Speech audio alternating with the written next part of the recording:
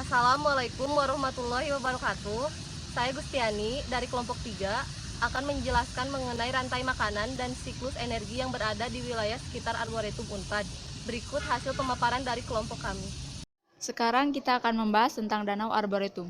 Fungsi dari Arboretum Unpad sebagai laboratorium lapangan untuk penelitian.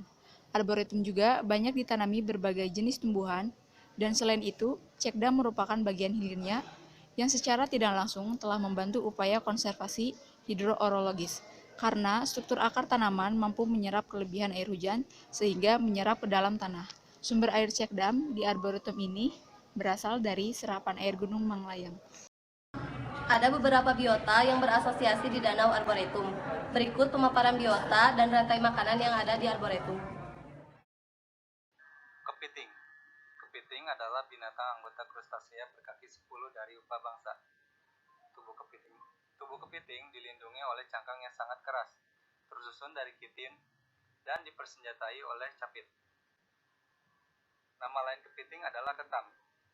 Salah satu tempat yang dapat kita temukan kepiting adalah di danau.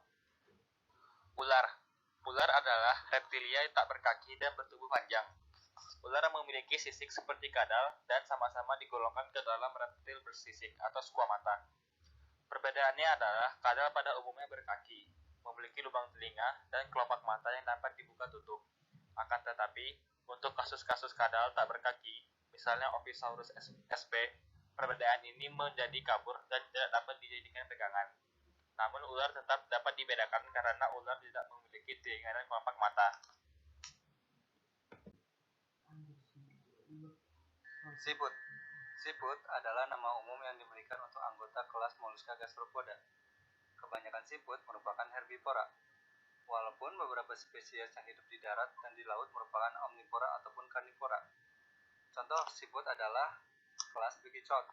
Contohnya adalah siput yang ada di danau.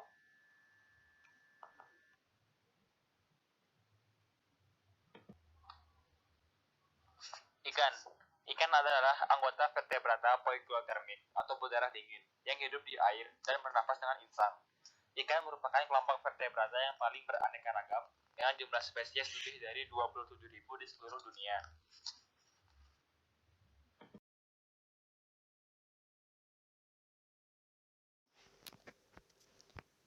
Rantai makanan adalah suatu peristiwa makan dan dimakannya suatu organisme oleh organisme lain dalam suatu ekosistem.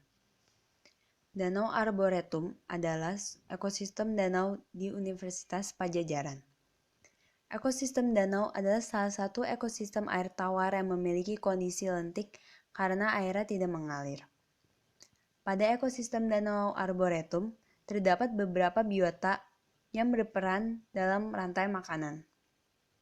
Ada alga dan fitoplankton sebagai produsen 1, ikan kecil dan keong sebagai konsumen 1, yuyu atau kepiting kecil sebagai konsumen 2, ular air sebagai konsumen 3, dan dekomposer. Rantai makanan dimulai dari adanya sinar matahari untuk fotosintesis alga dan fitoplankton. Kemudian, alga dan fitoplankton akan dimakan oleh ikan kecil dan keong. Setelah itu, ikan kecil akan dimakan oleh yuyu atau kepiting kecil. Lalu, yuyu dan keong kecil akan dimakan oleh ular air yang berperan sebagai konsumen tingkat tinggi pada ekosistem ini. Setelah ular dan biota lain mati, bakteri dan jamur yang berperan sebagai dekomposer akan mengurai jasad-jasad organisme tersebut sehingga unsur-unsur organik akan kembali ke alam. Selanjutnya, kita akan memaparkan siklus energi yang berada di danau tersebut.